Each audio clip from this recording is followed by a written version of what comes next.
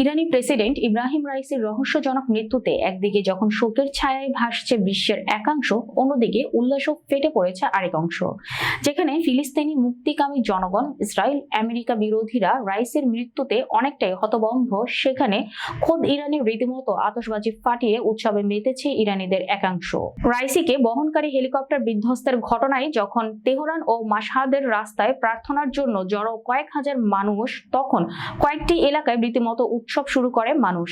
এমনকি সামাজিক যোগাযোগের মাধ্যমেও হেলিকপ্টার দুর্ঘটনা নিয়ে হাস্যরসাত্মক পোস্ট দিতে থাকেন অনেকে।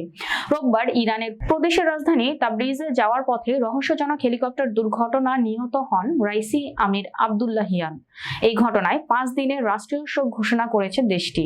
সামাজিক যোগাযোগ মাধ্যমে ছড়িয়ে পড়া এক ভিডিওতে দেখা যায় তেহরানের এক ব্যক্তি বলছেন, রাইসের হেলিকপ্টার বিধ্বস্তের সুখবরটি আসুন উদ্যাপন করি। যদিও এই ধরনের উৎসব বন্ধ করতে এরই মধ্যে মাঠে নামে পড়েছে ইরানের ইসলামী বিপ্লবী রক্ষী বাহিনীর সদস্যরা। ইরানের বিভিন্ন স্থানে রাইসের মৃত্যুকে কেন্দ্র করে উৎসবের কারণ জানাতে গিয়ে সাংবাদিক ও বিশ্লেষক জোনাথন হ্যারনফ ইরান ইন্টারন্যাশনালকে বলেন, এর পাশাপাশি কঠিন বিচার ব্যবস্থার প্রয়োগের মাধ্যমেই তিনি নিজের আসন পাকাপোক্ত করেছেন।